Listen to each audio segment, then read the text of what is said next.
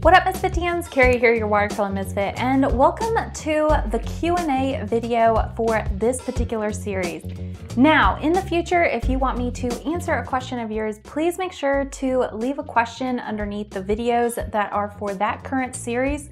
I scraped all of these questions from this particular series, which was my processing for painting. So these questions are from that series, and let's go ahead and jump into this, shall we? Now, the first thing I'm gonna say is you probably don't want to see this face for the whole entire time. So on social media, I created several different polls and I asked you, what do you want me to paint for this particular Q&A? I give you two choices, and right now I'm gonna show you the one that you voted for. So this is the particular painting that you voted for. I actually don't know that right now because the poll is still going on, but you know it because you're watching live as I have edited and released this video. And if you wanna be a part of that voting process for the next video, the next Q&A, make sure to follow me on all of my social platforms. I will leave links to those down below.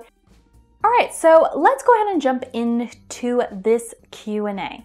Now, the first question that I'm going to be addressing, and actually a lot of you asked this, was on the masking fluid videos. A lot of you asked, how do I prevent the masking fluid from tearing the paper? And the best way actually to do that is not to use this particular stuff on student grade paper. Student grade paper is just a cheaper quality of paper and it's not bound as tightly as artist grade. So the best way to actually prevent ripping or tearing of your paper is to use the correct products for this particular supply. And unfortunately, that is artist grade paper. However, I will say this. I have not had that much of an issue with my masking fluid, and I definitely recommend my particular masking fluid over other brands. I have used Winsor & Newton masking fluid and I did not like it. I don't know if I just got a bad batch. All of you know I very much support Winsor & Newton. I have a lot of their supplies, but for me, the masking fluid that I bought, that masking fluid for some reason ripped my paper, and it also turned my paper yellow, which is really yuck and disgusting and turned me off to masking fluid for a very, very long time until I actually stumbled upon liquid Frisket, the one that I have been using. I definitely support and endorse this particular supply.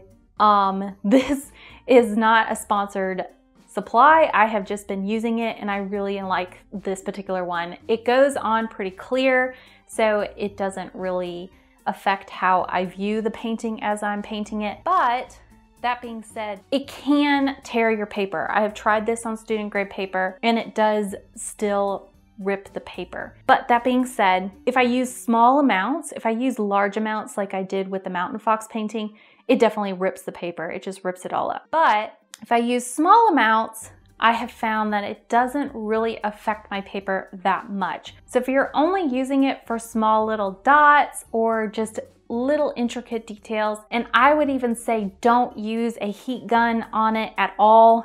I know I used a heat gun on it, but I knew I was using it on artist grade paper so I could push the masking fluid a little bit more. But just know if you're using a heat gun or any type of product like that on masking fluid, it's going to stick and kind of change the property a little bit. Another thing you need to realize is you are not supposed to leave masking fluid or liquid Frisket on your paper for longer than 48 hours. And I usually just leave mine on for like an hour or two and then I take it off. I don't even really leave it on overnight unless I'm just working on a project really, really late at night. So I recommend first off using masking fluid only on artist grade paper if you can do that. But if you are using masking fluid on student grade paper, use small amounts, and I would only leave it on for an hour or two after it's dried and then remove it very, very carefully with your hand, not allowing any heat gun to touch that surface. So let's go ahead and move on to the next question. Okay, for question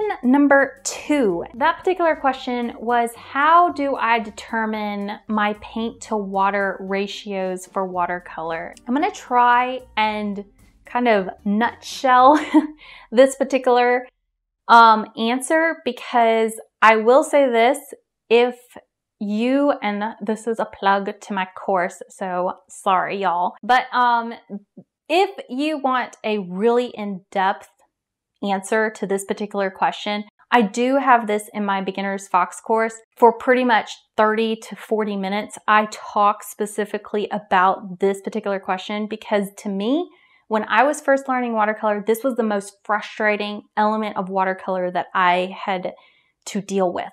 So you're not alone if you feel this way, and there are a lot of other people who feel this way. However, that being said, I want to try and nutshell this as best as possible into maybe a minute of an answer instead of a 40-minute answer. The best way to kind of figure out what you want your water to paint ratio is think about, if you want more bright, intense, vibrant colors, when you are mixing your water and paint together in your palette, you really want to get more of that ink kind of consistency where it's thick, but yet it moves smoothly in that palette. That is going to be your best consistency for bright, intense colors. If you have anything that is thicker than that particular consistency, which will look more like a sludge is what I like to call it, it's going to appear chalky on your page, and you're going to be very frustrated after it dries. Now, I will say as a disclaimer, depending on the paint that you are actually using, you can still, even with this particular consistency, have more of a chalky appearance. But what I try and do is figure out, is my watercolors opaque in nature, or are they transparent? If they're opaque, they're going to be chalky. And when I have a chalky kind of watercolor, I try and stay away from that ink consistency or that fluid consistency and stay kind of lean closer towards that transparent side. But if I have a transparent color, I really like to use that particular color for my bright, intense colors on my watercolor paper. So that is the ink, like heavy side paint ratio of watercolor. Now let's talk about the other extreme, which is the more looser, transparent look. The problem with having a transparent, more watery solution with your paint is that if you make it too watery, it's not even going to show up on the paper. Watercolor tends to dry lighter than when you first put it on the paper. Not always, but a lot of the times. So if you make your transparent kind of water to paint ratio too thin and too transparent looking, you're going to lose that color altogether. So what I like to do in my watercolor palette is I like to kind of mix up a almost Kool-Aid looking, if you're using red, almost a Kool-Aid looking water to paint ratio. And that is more of the consistency that I like for my lighter tones. And I can even go lighter than that, but I know that's a good starting point for pretty much any paint. So I know that was a long answer, but I hope that kind of clarifies a little bit more that particular question, because that is a really good question, but at the same time, it's like really hard to just shorten into a minute or two. All right, for the next question that was asked, after I remove that masking fluid and then wet the paper, do I immediately paint on the paper, or do I let that particular section dry first and then paint on it?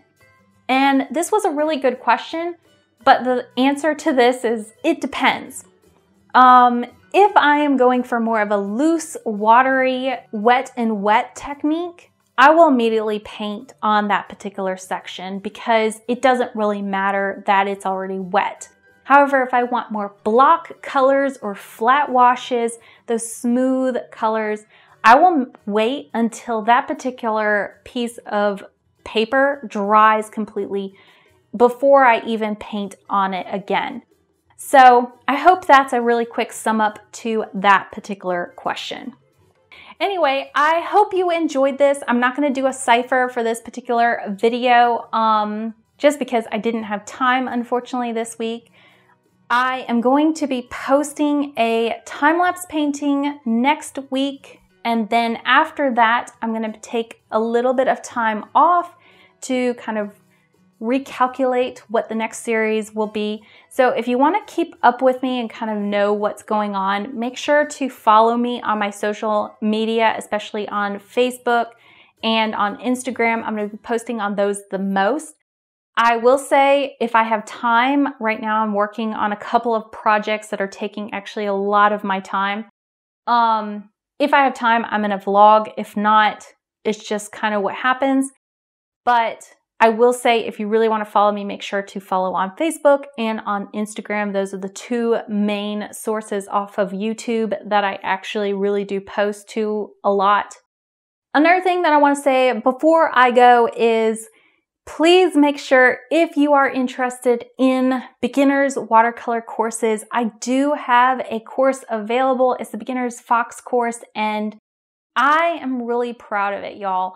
I am going to continue to talk about this because this course, I wish I had had this course years ago when I first started. I just feel like this particular course, the way it just came together and everything, I'm just so excited. So anyway, a lot of the things that actually I talked about today in this video are kind of included in that course, and it just flows so smoothly, and a lot of people have really loved the course and they've finished it, and they are complete noobs at watercolor, never really touched the stuff, and they completed full fox paintings the way mine looks, and they were super excited.